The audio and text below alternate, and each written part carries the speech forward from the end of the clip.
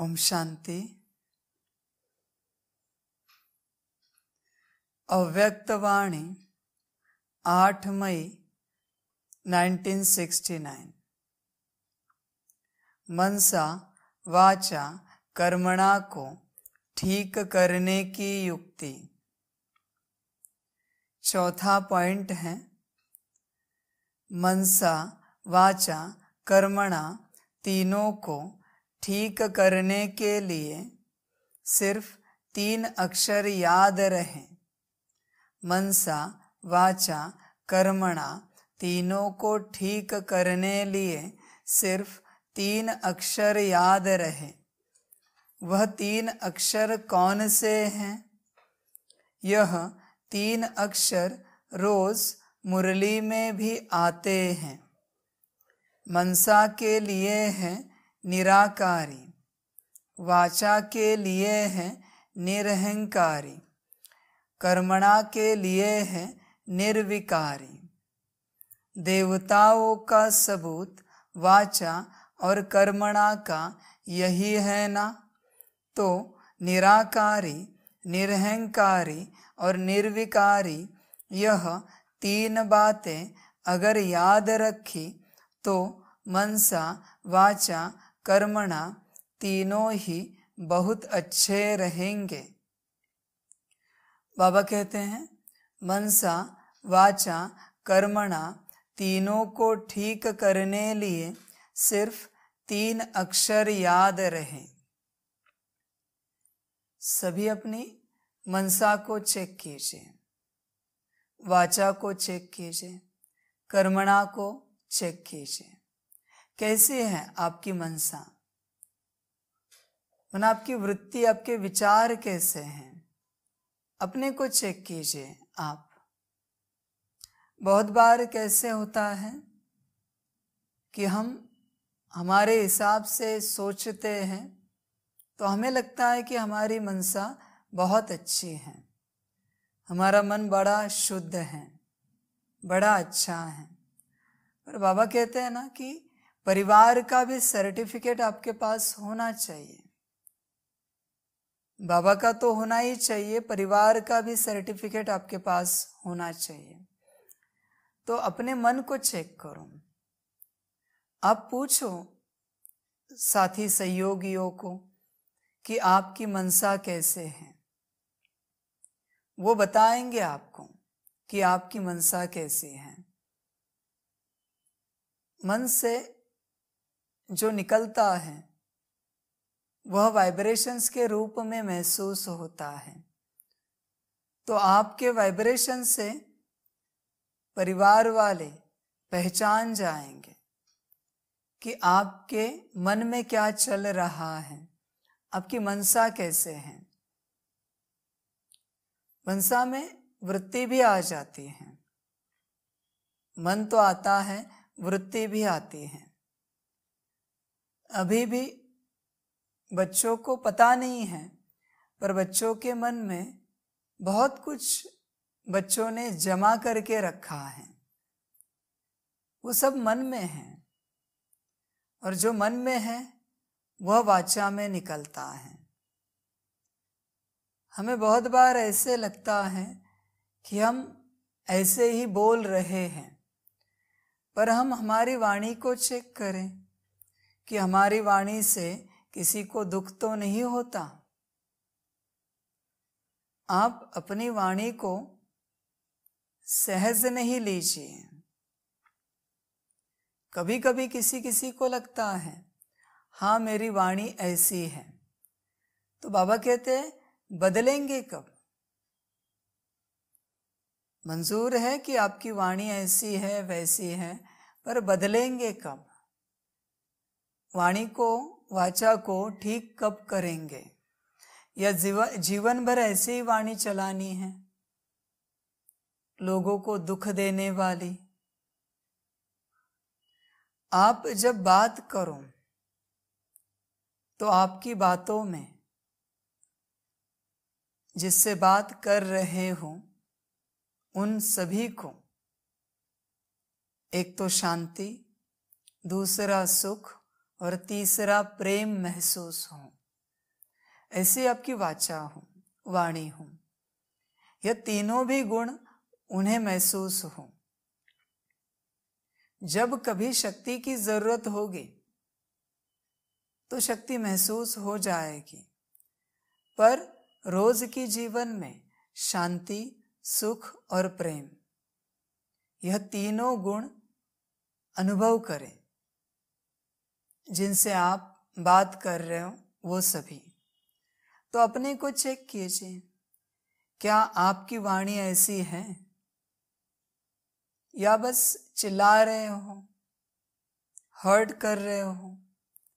कभी कभी हमारे शब्द बहुत सहज होते हैं, हमें लगता है कि हमने नॉर्मल बात की, पर आपको पता होना चाहिए कि सामने वाले के लिए यह शब्द किस प्रकार के हैं। आप आपके हिसाब से नहीं चलो। वास्तविक रूप से बच्चों को, जो बच्चे ब्राह्मण परिवार के साथ चलते हैं, खास करके उनको जो परिवार में इकट्ठा चल रहे हैं, एंड ऑफ द डे सभी को पूछना चाहिए कि आज हमारी वाणी से कोई दुखी तो नहीं हुआ ना, यहाँ पर किसी को दुख तो नहीं लगाना, पूछना चाहिए। और जब पूछेंगे कोई तो बाकियों को भी सही उत्तर देना चाहिए। अगर आपको दुख लगा है तो बता दो कि आप दुखी हुए हो, आपने जो इस तरीके से बात की वह अच्छी नहीं लगी, इससे हमें दुख मिला। आपको बताना चाहिए, तब तक वाणी सुधरेगी नहीं, बच्चे बदलेंगे नहीं। यह अभ्यास करना चाहिए। रोज सोने से पहले एक बार, ऐसे नहीं कि फोन करके, नहीं। बाबा कहते जहां आप ब्राह्मण परिवार के रूप में इकट्ठा सेवा दे रहे हो, उनके लिए ही। जो कोई अगर करना चाहे वो लौकिक में भी अपने परिवार के लिए कर सकते हैं, कि परिवार वालों को पूछो कि आज हमसे वाचा के रूप में कहीं गलती तो नहीं हुई ना, किसी बात से कोई दुखी तो नहीं हुआ ना। पूछो परिवार वालों को। और अगर बात हुई है तो उसे आप रियलाइज करो, समझो कहाँ पर आप चूके हो, कहाँ आपने गलती की है। ऐसे नहीं कि बस बातें सुनाए, नहीं, बदलना है आपको। अभी बदलने का समय आ चुका है, अंत का समय है। तो अपनी वाणी को चेक करो। विचार तो किसी को पता नहीं है कि आपके मन में क्या चल रहा है। पता करने वाले आपकी आंखों से पता करेंगे कि आपके मन में क्या चल रहा है। पर बाबा कहते हैं कि यह स्थिति सभी की नहीं है, पर वाचा से सभी का मन पता चलता है। तो रोज आपको यह होमवर्क करना चाहिए।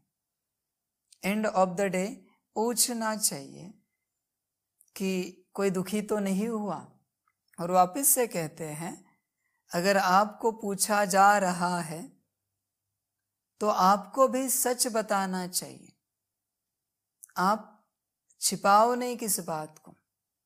और अगर सुख मिला वाणी से तो वो भी बताना चाहिए कि आज दिन भर में आपके मुख से रतन निकले, हमें बड़ी तृप्ति मिली, हमें बहुत अच्छा लगा। बताना चाहिए, तभी आत्मा का विकास होगा, आत्मा उन्नति की ओर बढ़ेगी। फिर है कर्मणा। कर्मणा को भी रोज पूछना चाहिए कि आज हमसे ऐसा कोई कर्म तो नहीं हुआ ना जिससे किसी को दुख मिला या किसी का नुकसान हुआ। पूछना चाहिए। पूछेंगे तो लोग बताएंगे, और बताएंगे आपको पता चलेगा, तो आप अपने अंदर बदलाव कर पाएंगे। इसलिए आप पूछिए। और पूछने के बाद आपका कर्तव्य है बाकियों का सच बताना। तो ये 3 बातें ठीक हो गई, आप देवता बन गए। देवताओं की यही 3 बातें सदा ठीक रहती हैं।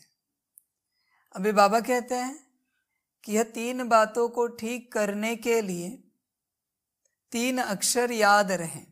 वह 3 अक्षर कौन से हैं?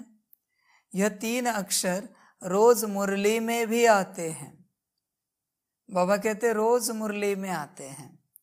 मनसा के लिए है निराकारी, वाचा के लिए है निरहंकारी, कर्मणा के लिए है निर्विकारी। तो अपनी मनसा को निराकारी स्वरूप में चेक करो। निराकारी अवस्था में ठीक रहेंगे, मनसा ठीक रहेगी। ठीक रहना माना क्या है? दिन भर में उस अवस्था में रहना। आप बिंदी हो, सितारा हो, बाप की संतान हो, या फिर आपके जो स्वरूप है आदि अनादि पूज्य ब्राह्मण फरिश्ता, इस अवस्था में रहेंगे। बाबा कहते मनसा ठीक रहेगी। निराकारी अवस्था में जितनी प्रैक्टिस करेंगे, जितना आत्मिक स्थिति में रहेंगे, उतना मन शुद्ध होता जाएगा। मन को शुद्ध करने का, बुद्धि को स्थिर करने का और संस्कारों को परिवर्तन करने का एक ही उपाय है, आत्मिक स्थिति में रहो। किसी का मन बड़ा चंचल है, आत्मिक स्थिति की आवश्यकता है। मन सिर्फ देह अभिमान में चंचल होता है, आत्मिक स्थिति में कभी भी मन चंचल नहीं होता, मन स्थिर ही रहता है। तो निराकारी अवस्था में रहिए और देखिए आपका मन क्या कर रहा है, कैसे मन शुद्ध हो रहा है, कैसे पवित्र बनता जा रहा है। निराकारी अवस्था। वाचा के लिए है निरअहंकारी। जब तक आपके अंदर अंश मात्र भी अहंकार है, अंश मात्र भी, आपकी वाचा से लोग दुखी ही होंगे। इस बात को ध्यान में रखना। भले जिस किसी को पता है कि आपके अंदर अहंकार है, तो निकालने की कोशिश कब करेंगे? या फिर पूरी आयु लोगों को दुखी करते रहेंगे उस अहंकार के कारण? तो जब तक आप निरअहंकारी नहीं बनते, आपकी वाचा शुद्ध नहीं बनेगी। मुंह से पत्थर निकलेंगे जो दूसरों को दुखी करेंगे। रतन नहीं निकल सकते, भला आपका ज्ञान योग कितना भी हो, आप कितने भी ज्ञानी योगी हो, रतन नहीं निकल सकते। आपकी मुख से पत्थर ही निकलेंगे। तो निरअहंकारी होना बहुत आवश्यक है। अहंकार से वाचा व्यर्थ चली जाती है और अहंकार सबसे बड़ा नुकसान करता है।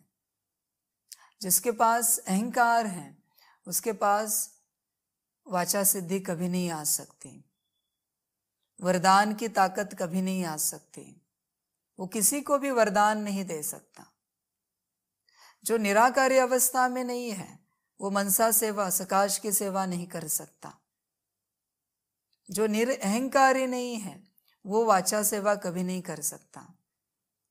उनके मुख से ज्ञान नहीं निकल सकता, मुश्किल है। ज्ञान निरअहंकारी अवस्था में चलता है। अगर अहंकार है तो ज्ञान नहीं आ सकता। आपसे किसी की उन्नति नहीं हो सकती, आपसे किसी को मार्गदर्शन नहीं मिल सकता अगर आप अहंकार में हैं। निरअहंकारी रहेंगे, वाचा सिद्धि मिल जाएगी। भले आपका योग ज्ञान कितना है वो बाबा जाने, पर अगर आप निरअहंकारी अवस्था में हैं तो आपको वाचा सिद्धि 100% मिलेगी। वाचा सिद्धि माना क्या? दूसरों का भला करने की सिद्धि। आप किसी के लिए भी बोलेंगे कल्याण हो जाए, उनका कल्याण हो जाएगा। तो अपनी वाचा को चेक कीजिए, निरअहंकारी है क्या?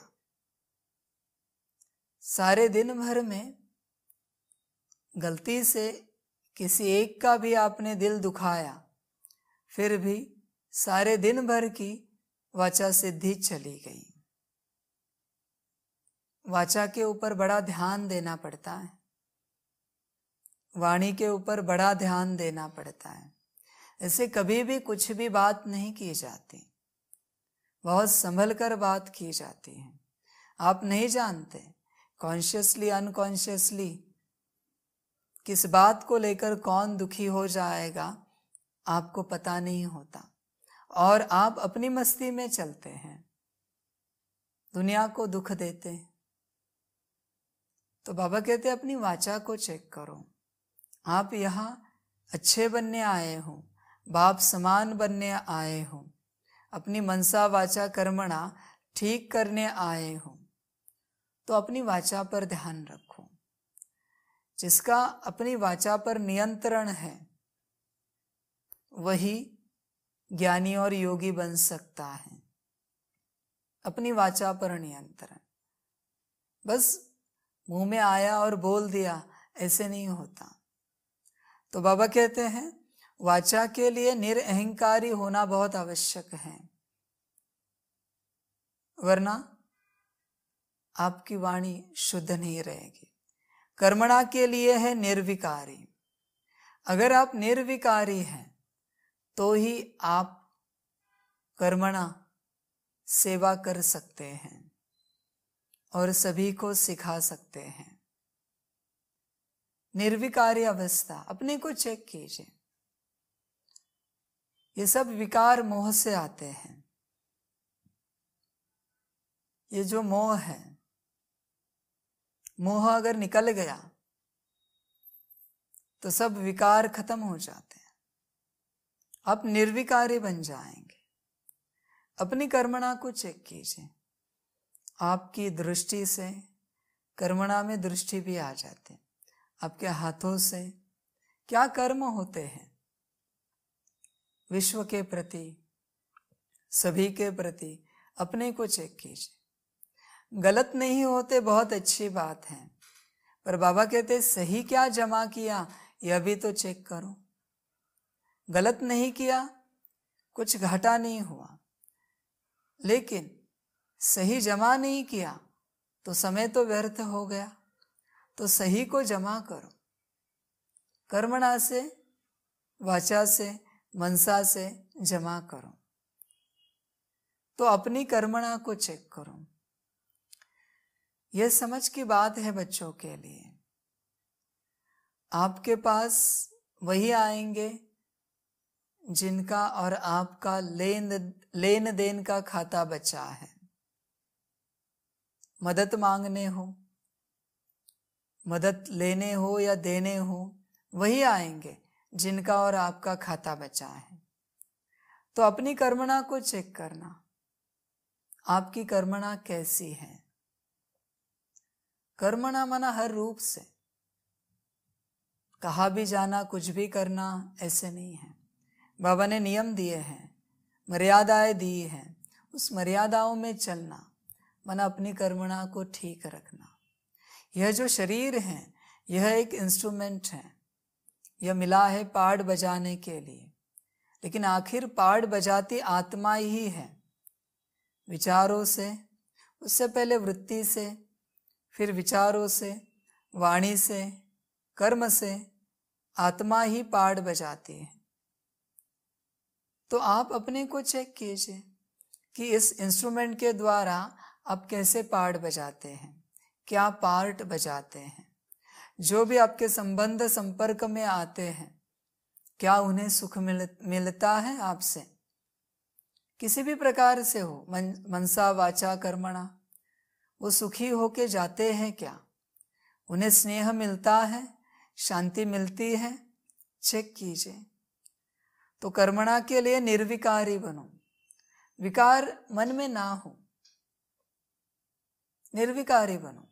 अटैचमेंट निकल जाए, निर्विकारी अपने आप बन जाएंगे। इसलिए गीता में गाया हुआ है, नष्टो मोहा स्मृतिर्लब्धा। यह मोह ही है जो इंसान को, आत्मा को इस सृष्टि में बांध के रखता है। अगर मोह नहीं है तो आपको कोई नहीं बांध सकता। पेड़ को आपने पकड़ा है, पेड़ ने आपको नहीं पकड़ा, और आप कहते हो छुड़ाओ। बाबा कहते छोड़ो तो छूटे। आप छोड़ने का संकल्प करो तो छूट जाएगा और सब अच्छा हो जाएगा। देवताओं का सबूत वाचा और कर्मणा का यही है ना। बाबा कहते देवता है, वाचा और कर्मणा से जाने जाते हैं, समझे जाते हैं। उनकी पहचान वाचा और कर्मणा से होती है। जिनकी वाचा शुद्ध है, जिनकी कर्मणा अच्छी है, वो देवताओं के आसपास पहुंच रहे हैं। और जब पूरी रीति शुद्ध बन जाएगी, देवता बन जाएंगे। तो बाबा कहते हैं हमें देवता ही तो बनना है, इसीलिए तो इस ज्ञान में आए हैं। बस अपनी वाचा और कर्मणा को ठीक करो, देवता बन जाएंगे। सबसे पहले वाचा पर ध्यान दो। वाचा ठीक रहेगी, कर्मणा ठीक रहेगी। तो निराकारी, निरहंकारी और निर्विकारी, यह तीन बातें अगर याद रखी तो मनसा, वाचा, कर्मणा तीनों ही बहुत अच्छे रहेंगे। बाबा कहते हैं तीन बातें याद रखो तो मनसा, वाचा, कर्मणा बहुत अच्छे रहेंगे। जितना निराकारी स्थिति में रहेंगे उतना ही निरअहंकारी और निर्विकारी भी रहेंगे। एक का कनेक्शन दूसरे से है। इसीलिए बाबा कहते हैं आत्मिक स्थिति को बढ़ाओ तो अहंकार समाप्त हो जाएगा। जिनके अंदर अहंकार है, अहंकार हमेशा दृष्टि से और वाचा से दिखाई देता है। दृष्टि से बहुत कम दिखाई देता है, 20-25%, पर वाचा से बहुत ज्यादा दिखाई देता है। तो जो अहंकार में है, माना वो आत्मिक स्थिति में नहीं है, वो बॉडी कॉन्शियसनेस में है। तो आप अपने को चेक कीजिए, चेकिंग करते चलिए और चेंज अपने आप में करते चलिए। तो निरंकारी बनेंगे तो निर्विकारी भी अपने आप हो जाएंगे। तो पहले बनना है निराकारी, तो जितना हो सके आत्मिक स्थिति में आ जाओ। जितना आत्मिक स्थिति बढ़ेगी, बाकी की यात्रा अपने आप होती जाएगी। और आत्मिक स्थिति यह मुख्य सब्जेक्ट है। बच्चों को इसी पर ध्यान देना है, जितना हो सके इस पर ध्यान देना है। 24 घंटा यही स्मृति रहे कि हम आत्मा हैं। अगर यह स्मृति रहेगी तो ही उन्नति हो पाएगी, वरना मुश्किल है थोड़ा। विकार की कोई बदबू नहीं रहेगी, यह है मुख्य पुरुषार्थ। बाबा कहते निराकारी अवस्था में रहना यह है मुख्य पुरुषार्थ। यह तीन बातें याद रखने से क्या बन जाएंगे? त्रिकालदर्शी भी बन जाएंगे। बाबा कहते हैं यह तीन बातें अगर याद रही तो त्रिकालदर्शी भी बन जाएंगे, माना तीनों कालों को जानने वाले। और भविष्य में फिर विश्व के मालिक। बाबा कहते यह त्रिकालदर्शी भी बनेंगे और भविष्य में विश्व के मालिक भी बन जाएंगे। अभी बनेंगे त्रिलोकीनाथ और त्रिकालदर्शी। अगर इन तीन बातों को समझा तो आप बनेंगे त्रिलोकीनाथ और त्रिकालदर्शी। त्रिलोकीनाथ का अर्थ तो समझा है, जो तीनों लोकों को ज्ञान के सिमरण करते हैं, वह है त्रिलोकीनाथ। बाबा कहते हैं तीनों लोकों का ज्ञान जिन्हें है, ज्ञान से उन्हें सिमरण करते हैं, वह है त्रिलोकीनाथ। तो अगर निराकारी अवस्था में पहुंच जाएंगे तो यह सारी डिग्रियां मिलना बहुत आसान है। इसके लिए पहले बस ये ABCD की पढ़ाई करनी है, आत्मिक स्थिति की। डिग्रियों के इच्छा में नहीं रहो, पहले पढ़ाई करो। डिग्रियां तो अपने आप मिल जाएंगी, वो कहीं नहीं जाएंगी। बच्चे आत्मिक स्थिति का अभ्यास नहीं करते और फिर ज्ञान की बड़ी बातें करते हैं। अभी बच्चों के लिए समझ की बात है, जो बच्चे आत्मिक स्थिति की पढ़ाई नहीं करते उनसे कभी भी कोई भी ज्ञान ना सुने। उनको ज्ञान देने की अथॉरिटी बाबा ने दी नहीं है। जब भी कोई ज्ञान दे रहा हो उसे पूछना कि आप आत्मिक स्थिति का अभ्यास कितना करते हो। पूछना उन्हें, अगर नहीं करते हैं ना तो कहना कि हम आपसे ज्ञान नहीं ले सकते, क्योंकि आप मायावश होकर ज्ञान दे रहे हो, बॉडी कॉन्शियसनेस में ज्ञान दे रहे हो। भले अपने आप को निमित्त समझते हो, ये भी आपका ऊपरी भाव है। क्योंकि अगर आप सही बात को समझते कि बाबा क्या सुना रहा है, क्या सिखा रहा है, तो आप बाबा की श्रीमत का पालन करते। जितने भी ज्ञान देने वाले हैं ना, बड़े बड़े ज्ञानी, उनको पूछना आप अपनी कॉन्शियसनेस में कितना होते हो, आप अपनी अवस्था में कितना रहते हो। पूछना उन्हें बस, और कहे ना कि हम नहीं रहते, तो ये भी कहना उन्हें कि आपको ज्ञान देने का अधिकार नहीं है, आप ज्ञान नहीं दे सकते, और अगर देना भी चाहो हम आपका ज्ञान नहीं सुन सकते। क्योंकि शायद नहीं 100% कि आप बॉडी कॉन्शियसनेस में हो तो आप हमें भी बॉडी कॉन्शियसनेस में लेके आएंगे, हमारा भी विनाश कर देंगे आप। इसलिए जो बॉडी कॉन्शियसनेस में होते हैं उनसे ज्ञान नहीं लेना चाहिए, भले कोई भी हो, ब्राह्मण परिवार से हो या बाहर से हो। बाबा किसके लिए कहता है कि किसी की सुनो नहीं और सिर्फ मैं जो कहता हूँ वही सुनो? वह बॉडी कॉन्शियसनेस वालों के लिए कहता है। जो सोल कॉन्शियसनेस में है वो कुछ भी दे वो ज्ञान में ही कन्वर्ट होगा। तो बाबा कहते हैं आप अपने को भी चेक करना। जब कभी भी आप किसी को ज्ञान देते हो तो आप कितना सोल कॉन्शियसनेस की प्रैक्टिस करते हो, पूछो एक दूसरे से। और नहीं करते उनको वही बोलो कि आप शांत रहो, फिर कोई ज्ञान नहीं दो, बेहतर है बाबा जो मुरली सुनाता है उससे हम ज्ञान लेंगे, बाबा देगा हमें, आप नहीं देना। समझ की बात है बच्चों के लिए, भल कितना भी ज्ञान हो उनके पास, इस बात को बुद्धि में नोट करके रखना। बॉडी कॉन्शियसनेस में आपको कितना भी ज्ञान मिले, कितना भी ऊंचा बड़ा ज्ञान मिले, वो विनाश ही करने वाला है आपका। इसलिए उस ज्ञान पर न चलना चाहिए न उसे सुनना चाहिए। सुनेंगे तो भी आप बिगड़ेंगे। कोई बॉडी कॉन्शियसनेस में दे रहा है, उसका ज्ञान सुनेंगे तो भी आप बिगड़ेंगे। इसलिए जब भी आप सुनते हो तो अपने को चेक करना कि आपको सुनना चाहिए या नहीं चाहिए। और जब भी आप ज्ञान देते हो तो भी चेक करना आप सोल कॉन्शियसनेस में रहते हो या नहीं रहते हो। बस ऐसे नहीं कि मुंह में आया और बोल दिया ज्ञान। बाबा कहते ऐसे नहीं होता। ज्ञान कोई खाने की बात नहीं है। हर किसी को ज्ञान देने का शौक बड़ा है। हर किसी को अच्छा लगता है कि हम ज्ञान दें, कुछ ज्ञान की 4 बातें सुनाएं। पर बाबा कहते हैं आपके सुनने और सुनाने से किसी का अगर विनाश हो गया तो बोझा किसके ऊपर आएगा? कभी सोचा है आपने? आप कुछ भी सुनाओगे ज्ञान की बातें बॉडी कॉन्शियसनेस में, बोझा किसके ऊपर आएगा? आपके ऊपर।